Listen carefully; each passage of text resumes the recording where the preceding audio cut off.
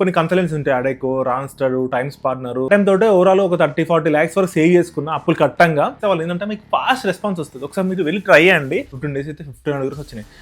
Compulsory వాళ్ళకు tax cut అవ్వదు, voluntary వాళ్ళకి ట్యాక్స్ కట్ అవుతుంది. సో ఎగ్జాక్ట్ నాకు విత్ ట్యాక్స్ రిటర్న్తో సహా 8,500 euros వచ్చినాయి. ఈ 8,500 euros తోటి మొత్తం అప్పంతా కట్టేశారు.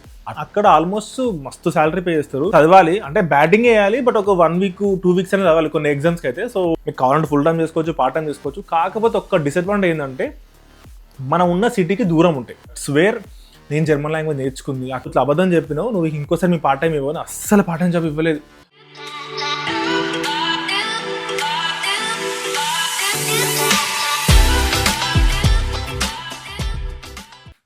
హలో అందరికీ, welcome to Jagan German YouTube channel.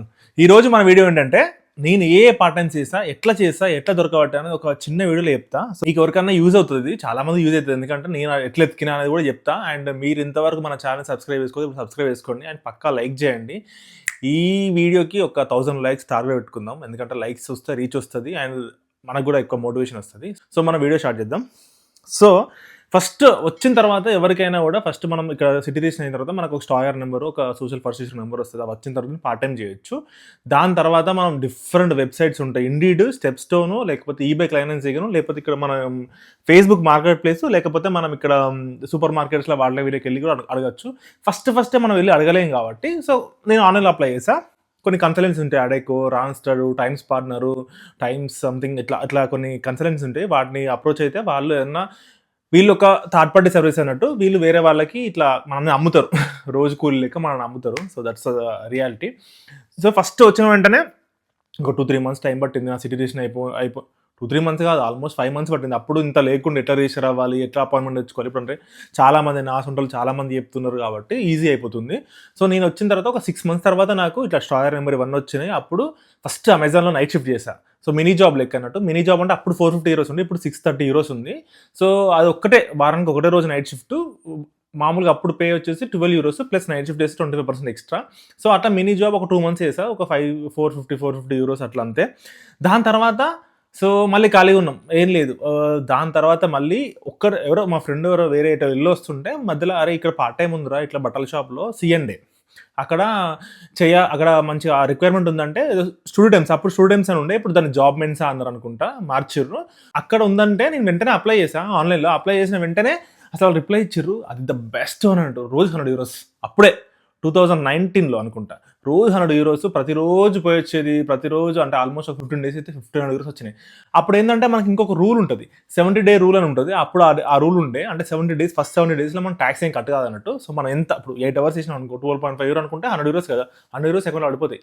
So very very beautiful అది. సో దీన్ని ఎట్లా అంటే ఇట్లా వర్డ్ ఆఫ్ మౌత్ వాళ్ళని వేరే వాళ్ళు చెప్పారు. సో నేను అప్లై చేశాను, నాకు కూడా ఇచ్చారు అట్లా. దీని తర్వాత ద మెయిన్ ఎలిమెంట్ ఏంటంటే అమెజాన్లో 2.5 months చేసా.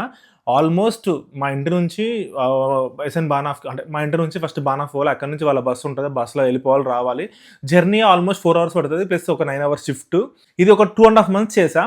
ఎగ్జాక్ట్ నాకు విత్ ట్యాక్స్ రిటర్న్తో సహా 8,500 euros వచ్చినాయి. ఈ 8,500 euros తోటి మొత్తం అప్పంతా కట్టేసా. అట్లుండే అప్పుడు ఏంటంటే మన ఖర్చు కూడా 600 euros అంటే 2019లో 600 euros 500 euros more than enough. ఇప్పుడు 1000 euros అవుతున్నాయి ఖర్చులే. సో అదొకటి. ఇది ఎట్లా అంటే మీకు ఆల్రెడీ దీని మీద ఒక వీడియో కూడా చేసా, మీకు కావాలంటే లింక్ కావాలంటే మీరు కామెంట్లో లింక్ అని మెన్షన్ చేయండి, నేను పంపిస్తా. సో మీరు ఎవరైనా చేసిన వాళ్ళు ఉంటే కూడా చెప్పండి, ఎక్కడ మంచిగా ఉంటుంది, ఏ సిటీలో మంచిగా ఉంటుంది. నేను చేసినది రైన్బర్గ్. సో అది దాని తర్వాత మళ్ళీ ఎగ్జామ్స్ అప్పుడు మాత్రం, ఇప్పుడు ఎగ్జామ్ నెక్స్ట్ మంత్ ఉందంటే ఈ మంత్ నుంచి నేను పార్ట్ టైం ఎక్కువ చేసేవాడిని కాదు, ఎందుకంటే ఎగ్జామ్స్ ఒక 1 day బ్యాటింగ్ లేకపోతే 2 day బ్యాటింగ్ అయితే సరిపోదు. ఒక చదవాలి అంటే బ్యాటింగ్ వేయాలి, బట్ ఒక 1 week 2 weeks అనేది చదవాలి కొన్ని ఎగ్జామ్స్కి అయితే. సో ఒక నెక్స్ట్ మంత్ ఎగ్జామ్ అంటే ఈ మంత్ నుంచి అసలు కంప్లీట్గా పార్ట్ టైం ఆపేసేవాడిని. దాని తర్వాత ఫస్ట్ సెమిస్టర్ అయిపోయింది, సెకండ్ సెమిస్టర్ అయిపోయింది, థర్డ్ సెమిస్టర్ కూడా అయిపోయింది. సో దాని తర్వాత ఇప్పుడు ఏంటంటే మనం ఇంటర్న్షిప్స్ అప్లై చేస్తూ ఉంటాం. దాని తర్వాత ఇంటర్న్షిప్స్ అప్లై చేస్తూ ఉంటే ఇంటర్న్షిప్స్ వస్తే ఓకే, అక్కడ కూడా పెయిడ్ ఉంటుంది, ఫ్రీ ఉంటాయి. ఇప్పుడైతే మోస్ట్లీ పెయిడ్, వాలంటరీ ఉంటుంది, ప్లస్ కంపల్సరీ ఉంటుంది. వాలంటరీ అయితే ఎక్కువ శాలరీ ఉంటుంది, కంపల్సరీ అయితే తక్కువ శాలరీ ఉంటుంది. కంపల్సరీ వాళ్ళకు ట్యాక్స్ కట్ అవ్వదు, వాలంటరీ వాళ్ళకి ట్యాక్స్ కట్ అవుతుంది. So there are different rules ఉంటాయి. సో దాని తర్వాత సో నా అప్రోచ్ ఏందంటే ఎక్కువ అప్రోచ్ ఈబే క్లైనెన్సీగల్నే ఇట్లా చూసేవాడిని. అక్కడ మీరు ఓపెన్ చేస్తే జాబ్స్ అని ఉంటది. వైటర్ జాబ్స్, ప్రాక్టికా, మినీ జాబ్స్ అని ఉంటది. అక్కడ వెంటనే పంపిస్తే వాళ్ళు ఏందంటే మీకు ఫాస్ట్ రెస్పాన్స్ వస్తది. ఒకసారి మీరు వెళ్లి ట్రై చేయండి. ఒకవేళ మీకు తెలియకపోతే కూడా కామెంట్‌లో మెన్షన్ చేయండి. నెక్స్ట్ వీడియో ఒక స్క్రీన్ తోటి రికార్డింగ్ చేసి మరీ చూపిస్తా. మీకు ఒకవేళ ఇంకా తెలుసుకోవాలనుకుంటే దాన్ని నా కామెంట్స్ బట్టి నేను దాన్ని వీడియో చేస్తా. అండ్ ఇండీడ్‌లో కూడా మీరు వాళ్ళకి మెసేజ్ చేయొచ్చు. వాళ్ళు రిప్లై ఇస్తారు. అది కాకుండా కూడా మీరు గూగుల్‌కెళ్ళి పార్ట్ టైమ్ జాబ్స్ నియర్ మీ అని కొట్టి మీ సిటీ కొడితే వాళ్ళు ప్లెంటీ ఆఫ్ జాబ్స్ వస్తాయి. బట్టల షాప్‌లల్ల లేకపోతే ఐ సైట్‌లల్ల, సూపర్ మార్కెట్స్‌లల్ల ఇంకా చాలా చాలా జాబ్స్ వస్తాయి. అక్కడ కూడా అప్లై చేసుకోవచ్చు. సో ఇట్లా నాకు ఇంటర్న్‌షిప్ అప్లై చేస్తుంటే ఇంకా రావట్లేదు. సో మళ్ళీ పార్ట్ టైమ్స్ అప్లై చేశా. మళ్ళీ పార్ట్ టైమ్స్ అప్లై చేస్తే ఒకటి బట్టల వేర్ హౌస్‌లో ఇట్లా అన్ని బట్టల్స్ అన్ని హ్యాంగర్స్ ఉంటే తీసి వేరే దగ్గర వేయాలి. అదొకటి చేశా. అది పీక్ కరోనా టైమ్‌ల, కరోనా ఆఫ్టర్ టైమ్‌ల. సో అంటే కరోనా ఉంది. బట్ అంత కాదు. పీక్ టైమ్‌లో మొత్తం చిల్ అయినాం. దాని తర్వాత అరే ఇది కాదు ఎట్లా అంటే అదేంటంటే ఈరోజు ఉందంటే పోవాలి లేకపోతే లేదు. సో అదేంటంటే వాళ్ళు డే కాంట్రాక్ట్స్ లాగా ఇస్తారు అన్నట్టు. ఒక రోజుకి రేపు ఉంది వెళ్ళాలి, ఎల్లుండి ఉంది వెళ్ళాలి, నెక్స్ట్ వీక్ 2 days ఉంది వెళ్ళాలని చెప్తారు అట్లా. సో అట్లా కాకుండా కంపల్సరీ మనకు ఫిక్స్ ఉంటే బాగుంటుందని మళ్ళీ వేరే అప్లై చేయడం స్టార్ట్ చేస్తా. అంటే టైమ్ స్పాటర్సో లేకపోతే ఇంకొకటి ఏదో కన్సల్టెన్సీ తోటి అప్లై చేస్తే జొలాండోలో వచ్చింది. జొలాండో అంటే ఇది ఒక ఫేమస్ యాక్సెసరీస్ బట్టలకి అన్నిటికీ ఒక సూపర్ సైట్ అది. సో అందులో వాళ్ళే ఇంటికొచ్చి క్యాబ్‌లో తీసుకెళ్ళి ఆడ దింపి మళ్ళీ క్యాబ్‌లో తీసుకొచ్చేవాళ్ళు. అప్పుడు ఒక 2 months ఫుల్ టైమ్ చేస్తే కొంచెం సాలరీ తక్కువనే వచ్చింది కంపేర్ టు అమెజాన్. ఒక 2 monthsకి ఒక $3,500 వచ్చింది. వాళ్ళు ట్యాక్స్ కట్ చేసిర్రు. ఎంత చెప్పినా మేము ఇంతవరకు వర్క్ చేయలేదు, మాకు ట్యాక్స్ మీ స్టూడెంట్స్ అని చెప్పినా కూడా మొత్తం అన్ని ట్యాక్స్‌లు కట్ చేసిర్రు. సో అదొక వరస్ట్ థింగ్. దాని తర్వాత సో మళ్ళీ ఏం జాబ్ చేశానంటే మళ్ళీ వెతుకుతా ఉంటే ఫ్లింక్ ఒక delivery job.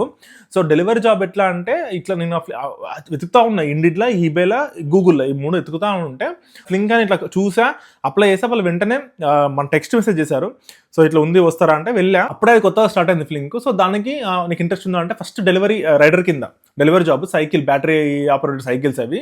So electric cycles చాలా చాలా బాగుండేది. సరే కొత్తగా స్టార్ట్ అయింది కదా అంటే స్టార్ట్ చేశాను.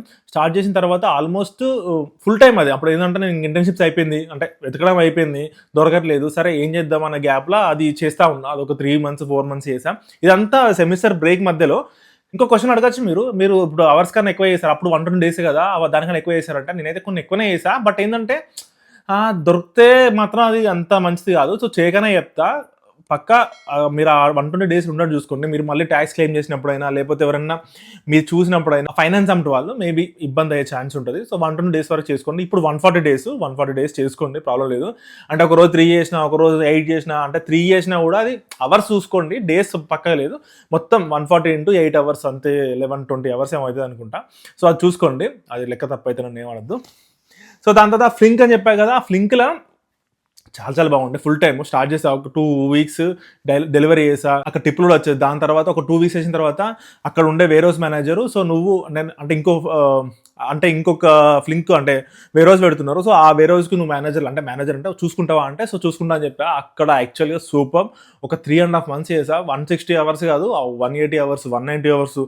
3 monthsలో ఇప్పుడు అమెజాన్లో ఎంత వచ్చినాయో ఇక్కడ కూడా ఒక 3 monthsలో ఆల్మోస్ట్ ఒక 9,000 euros వచ్చినాయి. Plus food free, plus groceries free, plus ఇంకా అప్పుడప్పుడు ఎప్పుడన్నా ఒక రోజు అట్లా డెలివరీకి ఏమైనా డెలివరీ పార్ట్స్ లేకపోతే డెలివరీకి వెళ్తే టిప్పులు కూడా వచ్చేది. సో చాలా చాలా బాగుండేది. సో దాని తర్వాత ఇంటర్న్షిప్ వచ్చింది 6 months. దాని తర్వాత వచ్చింది అదో 6 months. సో ఇంటర్న్షిప్లో కూడా నేను షేఫ్లర్లో ఇంటర్న్షిప్ చేశా. అక్కడ ఆల్మోస్ట్ మస్తు శాలరీ పే చేస్తారు. 1600 euros ప్లస్ 150 euros అకామిడేషన్కి. 1600 అంటే నాకు 1250 అట్లా అకౌంట్లో పడేది, ప్లస్ 150 euros అది కూడా అకౌంట్లో నెట్ పడేది. చాలా చాలా బాగుండే అప్పుడు. సో దాని తర్వాత సో అయిపోయినాక తెలుసు జాబ్ వచ్చింది, జాబ్ వీసా రిజెక్ట్ అయింది. సో మళ్ళీ గ్యాప్ వచ్చింది. సో మళ్ళీ ఆ వీసా రీఅప్లికేషన్కి మళ్ళీ రిజెక్ట్ అయ్యి మళ్ళీ రీఅప్లికేషన్కి ఒక 4 months టైం వచ్చింది.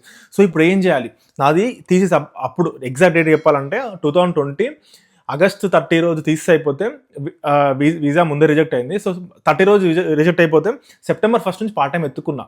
సో మళ్ళీ పార్ట్ టైం ఎత్తుకొని ఒక 3 months బట్టల షాప్లో సేల్స్ మ్యాన్ చేసా. దట్స్ వేర్ నేను జర్మన్ లాంగ్వేజ్ నేర్చుకుంది. అక్కడ ఏంటంటే కస్టమర్స్ తోటి ఇంటరాక్ట్ అవ్వడం, కస్టమర్స్తో మాట్లాడడం వల్ల ఎక్కువ జర్మన్ లాంగ్వేజ్ అక్కడ వచ్చింది. సో ఈ 3 months కూడా ఆల్మోస్ట్ ఫుల్ టైం రోజు నా ఇంటి నుంచి ఆల్మోస్ట్ అప్పుడు కార్ ఉండేది.